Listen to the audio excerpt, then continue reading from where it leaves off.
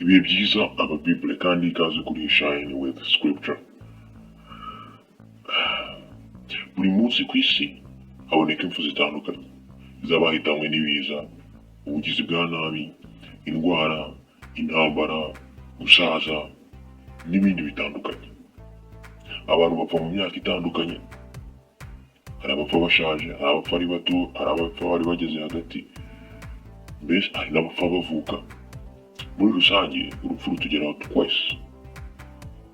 Ariko se mu Bible turi kumwe, kuki abantu bapfa? Kuki abantu bapfa?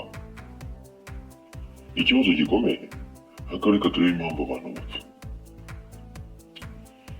Bible n'ubundi niyo turi bwifashishe tukareba impamvu abantu muri rusange bapfa. Rambura mu Bakorinto ba mbere turasoma igice cya 15 umurongo wa 56.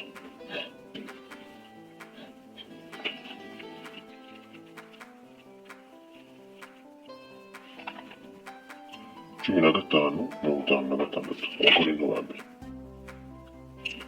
Uruburi rutera urupfu ni icyaha, ariko amategeko niyo aha icyaha imbaraga. Wabibonye ngo uruburi rutera urupfu ni icyaha.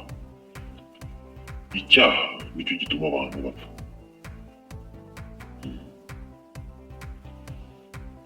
Icyo ni ikibazo abantu duhora twibaza, cyane cyane iyo twapfushije.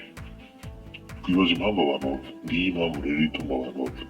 Uruburi rutera urupfu ni icyaha. Icyaha nicyo gituma abantu bapfa.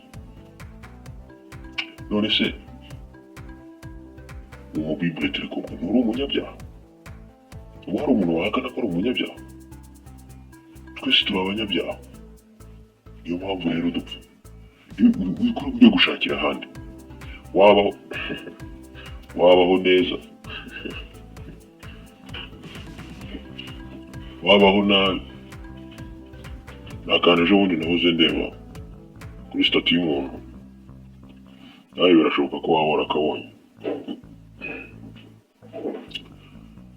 ngo abantu bose waba wararyamanye nabo, ahantu hose waba waratembereye, ibintu byose waba warariye,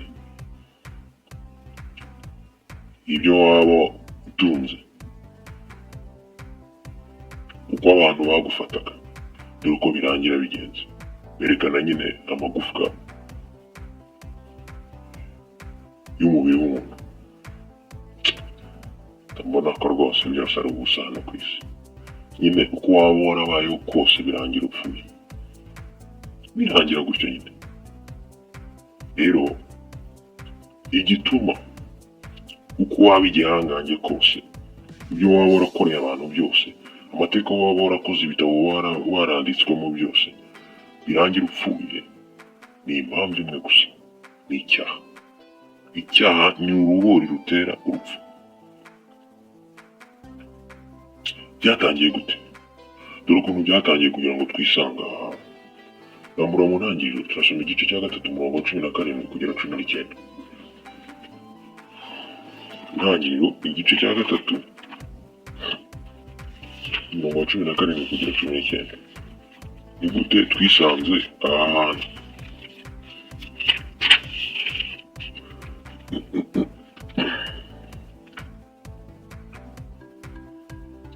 Cumi na karindwi kugera 19.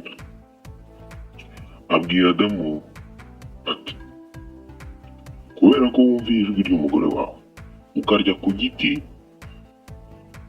nagutegetse nti ntuzakiryeho, uzajya uzaniye ubutaka umuvumo. Mu minsi yo kubaho kwawe uzajya urya ibiwuvamo ubanje kubabara. Uzajya bukumereramo amahwa n'ibitovu, kandi uzajya urya ibimera byo mu murima. Uzajya ubona ibyo kurya ubanje kwiyubaka kugeza aho uzasubirira mu butaka, kuko ari mu wakuwe. Uri umukungugu, kandi mu mukungugu niho uzasubira. Adamu na Eva ni ababyeyi bacu ba mbere. Bapfuye nabo nk'uko dupfa natwe uyu munsi. Ariko byatewe n'iki? Bacumuye ku Mana. Basuzuguye itegeko Imana yari yabahaye ryoroshye ryo kutarya ku giti cyari hagati mu ngobyi.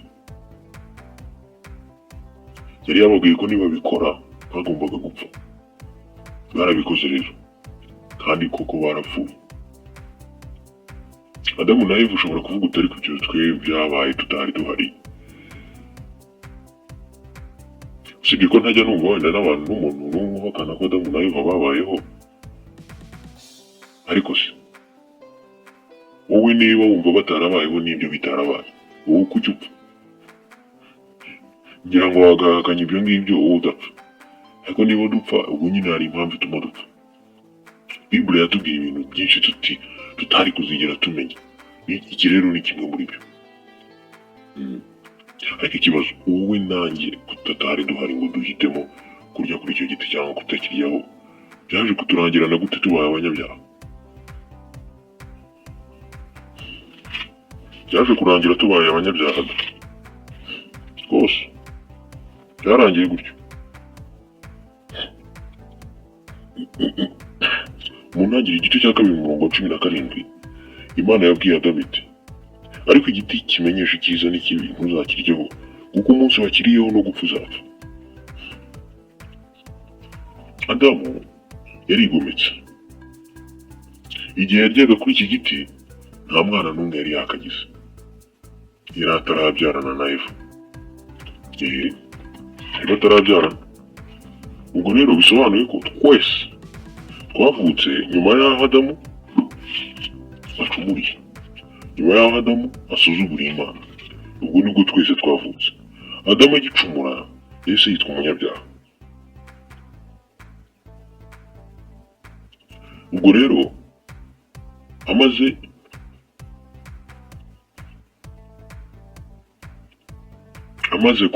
kwitwa umunyabyaha nibwo yaje kubyara abo bana. Nk'uko ntanguye ibyara ipusi, niko nta munyabyaha wabyara umuntu muzima utunganye uri perfect.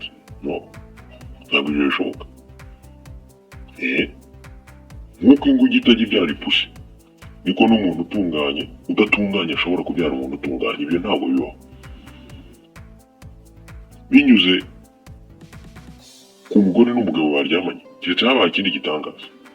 Ariko ubundi umugabo n'umugore babyaye bisanzwe nuko biba bimeze. N'uyu munsi maze kugira ngo uzabone usa nk'abazungu babiri, ushobora kujya kubona ukabona babyaye umwirabura. Biragoye ibyo ngibyo, ntabwo ushobora gupfa kuba. Ubwo rero muri rusange umunyabyaha abyara umunyabyaha, period. Ibintu byoroshye. Adamu rero amaze kutubyara turi abanyabyaha, nawe nuko twisanze aha. Reka urebe mu Waroma igice cya 5:12. Hari amagambo neza asobanura ishene y'ukuntu byagenze, yanditswe aho mu Waroma igice cya 5:12.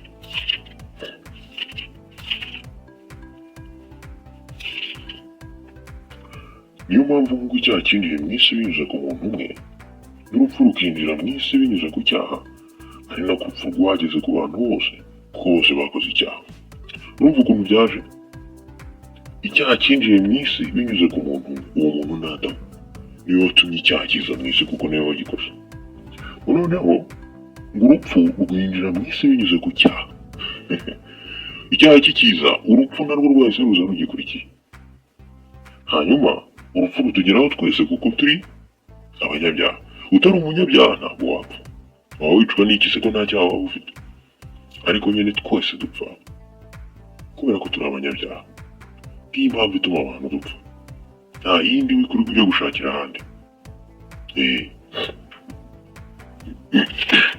Mu gice cya 3 cy'Abaroma 23 haravuga ngo bose bakoze ibyaha maze bananirwa kugera ku ikuzo ry'Imana. Twese turi abanyabyaha. Niyo mpamvu urupfu ruza rukikaraga ku mitwe yacu uko rushaka.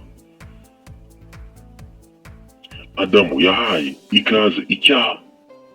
Icyaha kizana umwana wacyo, urupfu. Ukuvuga urupfu rutugeraho twese kuko twese twavutse turi abanyabyaha. Uwo murage umubyeyi wacu wa mbere yatwihereye, yaduhaye umurage wo kwitwa abanyabyaha. Niyo mpamvu dupfa, nta kindi wikora ujya gushakisha. niba wifuza gukiza abantu urupfu mu Bible ukaba wumva ufite ubushobozi buhambaye bwa hatari, ikintu wakora ni ugushakisha ukuntu bakiza icyaha. Niyo mpamvu abantu bashaka ukuntu barama igihe kirekire ariko ntibijya bikunda. Ntabwo waba nta myaka gusa wakongeraho ukarama nk'imyaka nka 500, ariko nubwo warama 500 n'ubundi byazarangira upfuye. Nta kintu umuntu ashobora gukora ku buryo yabaho iteka ryose. Ushaka gukiza abantu urupfu wabakiza icyaha, ariko si ikibazo urabakiza icyaha nawe ubwawe uri umunyabyaha, wabanje ukikiza. Ariko se uru runyagwa rw'urupfu ruzakomeza kujya rutegeka nk'umwami koko? Mu Bible hari icyizere ugomba kugira. Hano muri Yesaya igice cya 25 umurongo w'8 hagaragaza neza icyizere ugomba kugira. Ngo Yesaya 25 umurongo w'8 aravuga ngo urupfu azarumira bunguri kugeza iteka ryose, kandi umwami w'ikirenga Yehova azahanagura amarira ku maso yose, n'igitutsi batuka ubwoko bwe azagikura mu isi yose, kuko Yehova ubwe ari we ubivuze. Ngo urupfu azarumira bunguri kugeza iteka ryose. Uri kumva ko urupfu nubwo ruduhangayikishije muri iki gihe, hari igihe ruzavaho rukamirwa bunguri iteka ryose. Imana yiteguye kuzamira urupfu bunguri kugira ngo wumve ko atari n'ikintu cya hatari. Iyo ikintu kimeze bunguri, ntabwo wamira ikijumba bunguri. Umuntu wenda ushobora kumira ubugari cyangwa utundi turyo tworoshye bunguri. Urupfu ni ikintu cyoroshye cyane ko Imana izakimira bunguri kugeza iteka ryose. Kuba Imana yakuraho urupfu iyo ntabwo ari inkuru. Uzi impamvu yatangiye no kubikora? Uretse ko yatanze Yesu ngo adukize ingaruka z'igihe kirekire z'urupfu. Icyo si ikintu gikomeye n'ubundi yagombaga gukora kugira ngo adukize urupfu. Izere ko rero no mu gihe gikwiriye urupfu ruzavaho burundu. Muri Yohana igice cya 1 umurongo 29 kureba inzira bizacamo ihuje n'iyo nari nkubwiye igendanye na Yesu. Yesu yakoze akazi. Igice cya 1 umurongo 29 Yohana. Bukeye bwaho abona Yesu aza amusanga, maze aravuga ati dore umwana w'intama w'Imana ukuraho icyaha cy'isi.